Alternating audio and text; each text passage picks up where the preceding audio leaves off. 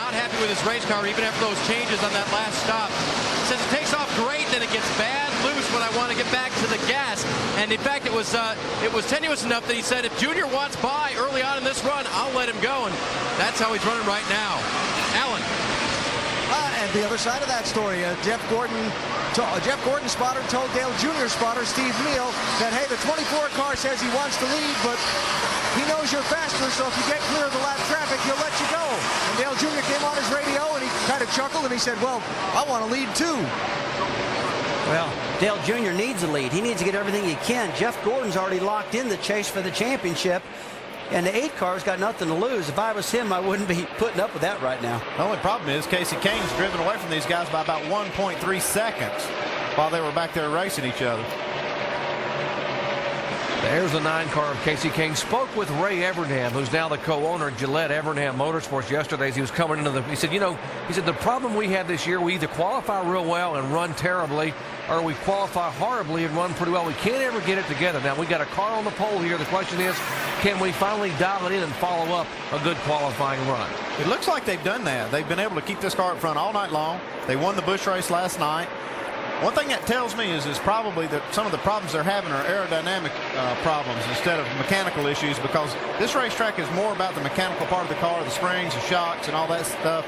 It's not so much dependent on the aerodynamics. And when you walk down to the garage area and you look at all the different settings on these cars, the bump stops they run in the shock absorbers, the lengths of the A-frames, the springs, there's so many things that are adjusting on this car tomorrow that, I really, if there's more options right now than they're running on the other cars. They've kind of honed into that stuff. That's the only thing they can work on with this car, because they can't touch the body of this car. It's all locked down by NASCAR and all these array of templates that they have. So the only place they can work on them is the chassis, the A-frames and the shocks and the springs and all that stuff. So that's what they work on. Now, you were talking about at Watkins Glen. Some of these guys are going to take the Watkins Glen car and run it at Talladega. Yeah, that to me just blew me away, that they can take a car from Watkins Glen or even Bristol and take it to Talladega. That's just how much NASCAR's locked these bodies down. They won't let these guys work on them at all.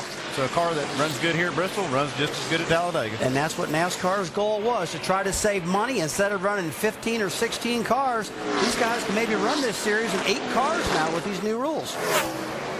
Time now to reveal the results of our AT&T Crew Chief Challenge. Now, the question was, who has the best chance to win his first Nextel Cup Series race of the season? Who was it? Who are you going to vote for? Come on, I just don't know how you're going to bet against Casey Kane. I think you bet against Casey. Oh, Dale Earnhardt Jr. gets the vote over Casey Kane, despite the fact that Earnhardt Jr. hasn't led a lap and Kane has dominated tonight. I think there's too many of these fans out there voting when they're hard. Come on, you guys learned your lesson last week. Now we went through the same thing, Well, to be fair, Dale Earnhardt Jr. does look like he's catching Casey Kane just a little bit right here. Yeah, it was a close vote, that's for sure. But we all know that Dale Jr. right now is NASCAR's most popular driver, and that has a big influence on these votings.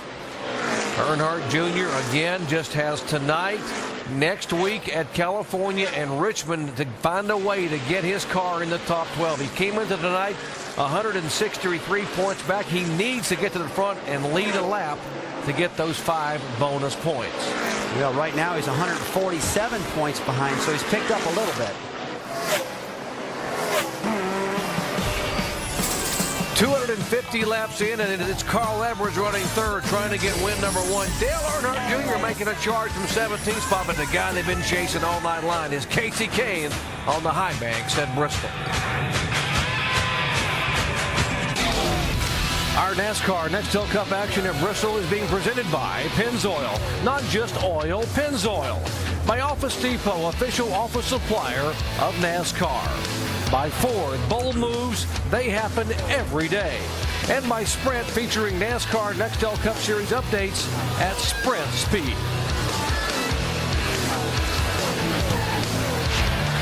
If you understand the history of Bristol, you know that it's about time. We're just past the halfway point. This is now when tempers begin to flare and fenders could fly. The high banks of Bristol, and it can get heated here in a hurry. Hot temperatures and hot tempers as we are now past halfway, 262 laps in the books. It has been a very unseasonably quiet night at Bristol, Tennessee thus far. Jeff Gordon losing a spot, back to 5th position. Well, not yet. Ryan Newman's working on him here. Here he gets clear. Actually back to 6th position as Newman takes the 5th spot. We're about just a little over halfway past this race, and Jeff's still got a lot of time to work in the car. The problem is we've been going so caution-free forever now, and generally have a lot of caution flags to work in these things. So next time he pits, he's got to make the right decision this time what he needs on his car. Yeah, all these guys have been trying to get their cars dialed in and talking back and forth to their crew chiefs.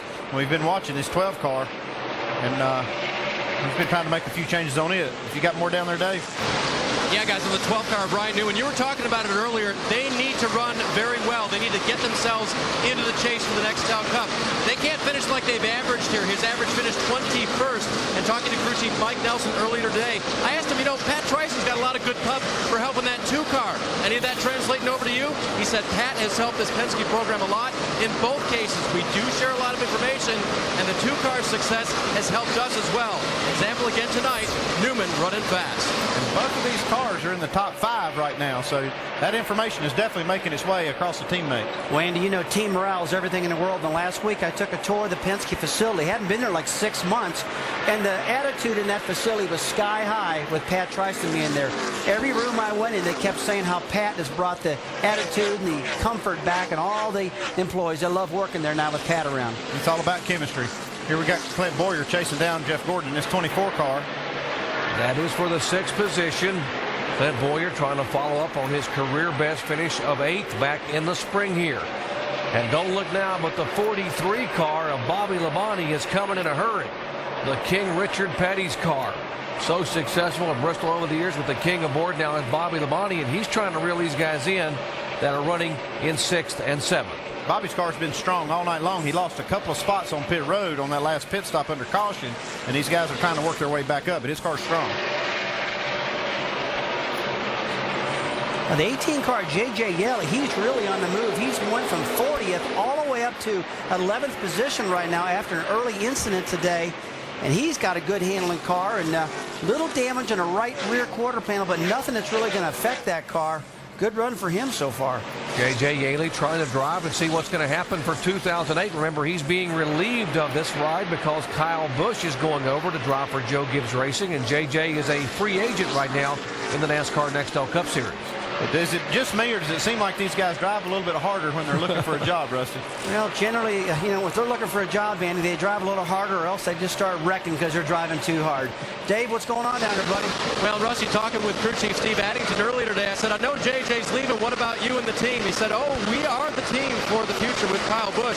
I will try to keep as many guys together and build that team and keep it strong for Kyle when he comes over. But right now, we're just trying to stay focused on the fact that we are still the 18, and we'll be the 18 next year. J.J. Yeley just takes a top 10 spot away from the 29 car, Kevin Harvick. Leaders in heavy traffic, left side of your screen, Casey Kane getting beneath Jamie McMurray. McMurray was one of the early cars to watch, running 3rd, 4th, and 5th in the first 50 laps. He is faded now, being shown a lap down. Casey Kane has dominated the laps led here tonight. He has led twice for 247 laps. Guys, right now, Casey Kane is on the verge of a dominant performance, and the last time we've seen this was Kurt Busch in Michigan, and then before that at Pocono by Kurt Busch again. And Casey Kane's got this Dodge going tonight. The Dodges have been on a roll this year. Looks like he's getting a little frustrated with these lap cars. He's had a lot of trouble with these guys trying to get around him tonight. Casey Kane has not won in 2007. He has only 2 top 10s. Doesn't have a top 5 all year long. He could change that all here tonight.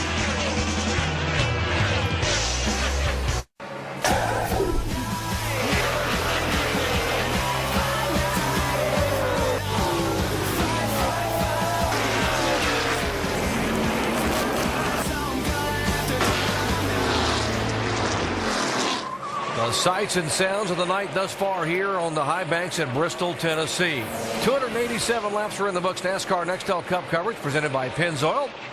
And has been the Casey Kane show. Casey Kane from the pole was led twice for 260 laps. The only other leader was Carl Edwards once for 28 consecutive laps. Well, it just might turn into the Dale Earnhardt Jr. show here shortly. If he can catch Kane, he's got a good second place run going.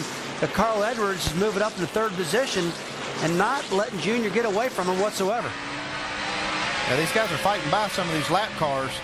And I see another car up here getting ready to go a lap down. We see Casey Kane working inside of Scott Riggs, but just ahead of them is Jimmy Johnson in the 48 car. He's got just a few laps fresher tires than these guys because he pitted under that last caution, but it's just not helped. These guys have been struggling tonight. And right now, Jamie McMurray doesn't want Casey Kane to pass that 10 car, because if Casey gets past the 10, then the 10 car becomes our new lucky dog, and it was Jamie McMurray.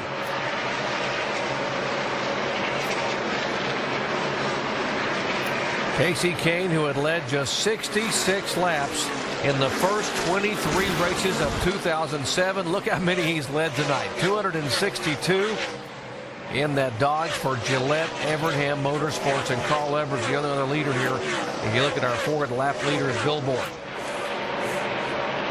It's looked good for him so far, but I know one lap that he wants to lead, and that's that last one. He'd give all these up for that last lap. More on Casey Kane. Dave? Yeah, guys, and he almost had that going earlier this year here at Bristol. Remember, he ran in the top 5 most of the day, and while running 8th late in the race around lap 282, had a flat left rear tire, ended up in the turn 4 wall. That ended his good run. He had qualified on the outside of the front row that day, and this day, of course, yesterday, he qualified on the pole. So Casey Kane looking better, looking like he was in March, and hoping for the final result. This car of tomorrow for these guys has really proven to be maybe the healing salve this team needs, because they've not had any luck with this other car, with the current car. They've tried a old nose, a new nose. They've tried all kinds of things, but this car of tomorrow seems to have been working well for them. They ran good here in the spring. They're running great tonight, led a lot of laps, so maybe this is just what they need. Well, you know, they used to have the dominant car, the older car, but then they lost their mojo, so to speak, and they've chased it all over the place, and enough so that's really confusing them. But like you said, Andy, this has got to be a good, aspirin for all these guys to speak of in this 9 team, because, gosh, they're running good. And they seem like they're doing it easy also. Speaking of a guy who may have a big-time headache tonight, Jimmy Johnson, the 48 car. There's Jimmy, the reigning Cup champion, back in 21st spot, in danger now of going a lap down to Casey Kane. Really been struggling with that 48 car, and he won't just lay over for Casey Kane. He's going to fight hard for this spot.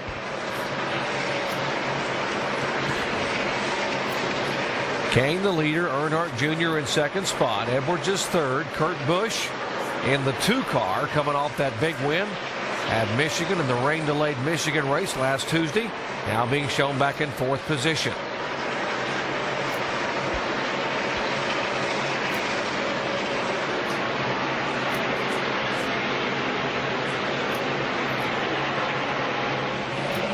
Big concern coming into tonight was who among the 5 drivers who had a shot could get in that top 12 or stay in that top 12 in the race to the chase.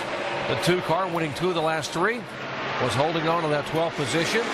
Ahead of him was Martin Truex Jr. by just 33 points.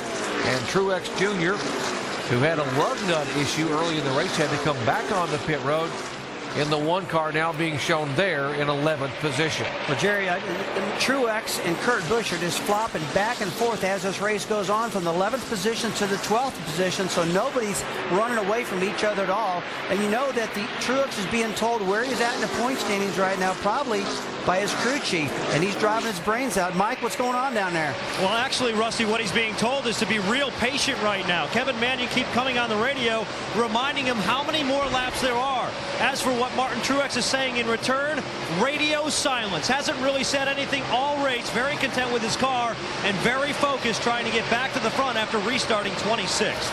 Well, you see our graphic right now showing Martin Truex 156 points right now versus Kurt Busch's 153, so they're within 3 points of each other, and that's just like 1 position, guys.